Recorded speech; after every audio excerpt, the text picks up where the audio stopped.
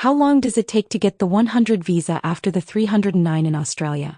The ultimate love-hate relationship with immigration. Love can make you write poetry, move continents, and, if you're truly committed, battle the Australian immigration system like a gladiator in a suit clutching a folder of 738 PDFs and a biometric photograph of your left ear.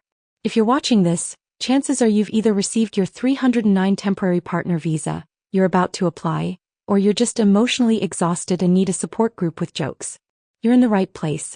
Today we're diving into the all-too-familiar journey from the 309 temporary partner visa to the Holy Grail, the 100 permanent partner visa. Let's start with that sweet, sweet moment when you get your 309 grant. Ding. The email hits your inbox. Your heart skips a beat. You scream. You cry. You tell your partner, "We made it, babe."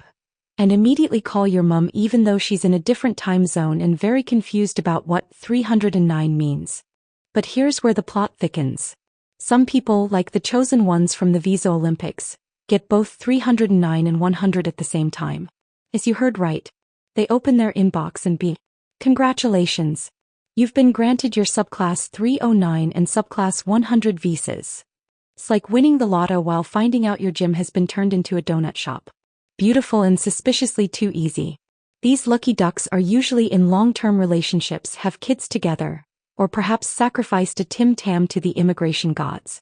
If your relationship is classified as long-term under immigration standards, which includes being married or de facto for 3 years or more, or 2 years with a child, you might be considered for both visas in one go. But if you're not one of those select few, buckle up because we're going to explore what happens after that temporary grant. Here comes the waiting game. And if you've ever waited for Centrelink to answer a call, this might feel familiar. So you've got the 309. What now? Step 1, breathe. You're halfway there.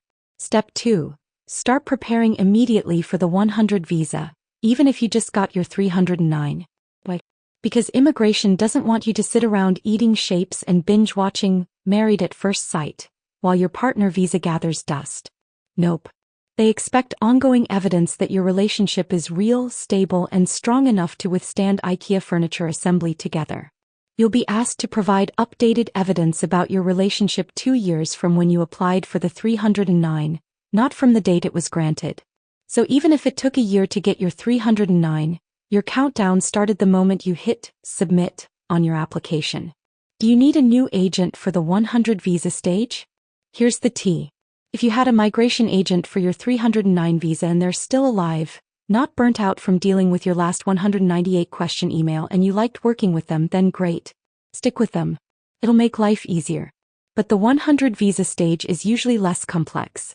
If your situation hasn't changed drastically, then you can handle the second stage yourself. Plenty of people do. Just know it involves logging into your IMI account, checking your eligibility window, submitting your relationship continues statement, uploading updated documents, and then waiting again while immigration probably goes on lunch. Some people do hire an agent again for peace of mind or because the trauma of the 309 application still haunts them at night. That's totally fair. Do you have to pay a new fee for the 100 visa? Here's some good news. No. You already paid the hefty partner visa fee with your initial 309 application. That payment covers both 309 and 100 visas.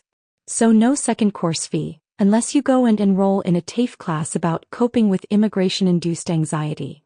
You might need to pay for fresh police checks or health assessments if requested, but there's no separate fee just for the 100 visa application. What evidence should you submit for the 100 visa? Let's talk documents. Because nothing says romance like submitting your shared Netflix history. Immigration wants to know that your relationship is still kicking, healthy, and real, not like one of those reality show relationships where people are emotionally committed, but live in different cities and only talk via emoji. Here's what you should give them. Updated relationship statements. Both you and your partner should write fresh declarations. Tell your love story like it's a Netflix drama. Dates, emotions, milestones. Bonus points for humor and honesty. Less, we like similar food, and more, we survived a camping trip together during a thunderstorm. Joint documents. Shared bank accounts, lease agreements, utility bills, insurances. Anything that shows financial and domestic interdependence. If you're sharing streaming services and the same toilet paper brand, throw that in. Photos together, from events, trips, or just casual hangouts. Preferably not 20 selfies in bed. Think family gatherings, holidays, birthday parties. Quality over quantity and include descriptions. Social proof. Statements from friends and family, joint invitations, screenshots of your relationship being public. If your grandma calls your partner my grandson-in-law, that's gold. Ongoing communication. If you've spent time apart, show you stayed in touch, messages, emails, video chats. No one wants to read 400 "babe what you doing" texts, but a few key exchanges help. Police checks. If requested, you'll need updated police clearances for you and your partner.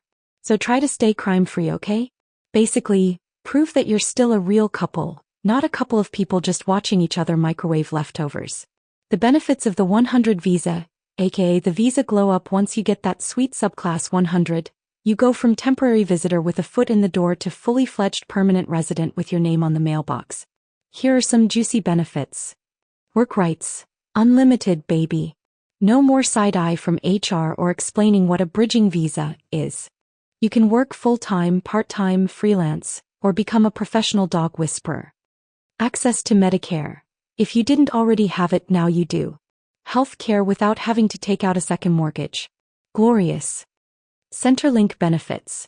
Depending on your circumstances, you may be eligible for some payments and support services. Your Centrelink dreams are now slightly more within reach. Sponsor family. Eventually you can sponsor relatives for visas yourself. The immigration karma wheel turns. Path to citizenship. You're now on the yellow brick road to Australian citizenship. Once you've lived in Australia for the required time and passed the test, you can become an Aussie with a passport and everything.